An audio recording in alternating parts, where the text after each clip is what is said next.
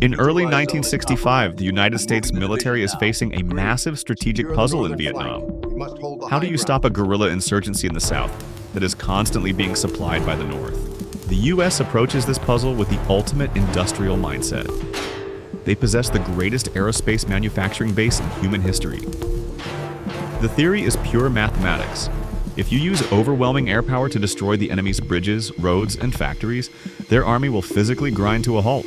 On March 2, 1965, they launch Operation Rolling Thunder. The goal is to use precise, overwhelming air superiority to cut off the Ho Chi Minh Trail and force North Vietnam to the negotiating table. What happens next is a display of logistical power that the world had never seen. Thousands of jet engines roar to life across Southeast Asia. These are state-of-the-art supersonic machines. They carry tons of high explosives and represent the absolute pinnacle of 20th century aviation technology. They form up into massive armadas in the sky. It becomes the longest, most sustained aerial bombardment campaign in modern military history. Over the next 3 years, the sky is literally filled with American steel. But here's where the theory of industrial warfare crashes violently into the reality of the jungle. The US drops millions of tons of bombs. They systematically target bridges, railways, and supply depots.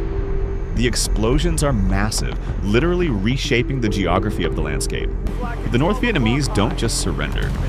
They fight back, building an incredibly dense network of Soviet-supplied anti-aircraft guns and surface-to-air missiles. It quickly becomes one of the most dangerous, highly contested airspaces a pilot could ever fly into. Yet, the most fascinating part of this military history is how the adversary adapts. The US is bombing to destroy an industrial supply chain, but the North Vietnamese aren't using one. They move their entire logistical network underground. When a bridge is destroyed by a laser-guided bomb, they simply build a hidden pontoon bridge at night and sink it underwater during the day so it can't be seen from the air. Instead of relying on trains and fuel trucks, they use tens of thousands of people pushing modified bicycles loaded with supplies through hundreds of miles of dense, unbombable jungle canopy. Operation Rolling Thunder becomes the ultimate military paradox of the 20th century. The US drops more bombs on this tiny strip of land than were dropped in the entirety of World War II. They successfully hit almost every single target on their list. But despite the absolute devastation, the flow of troops and supplies down the Ho Chi Minh Trail actually increases.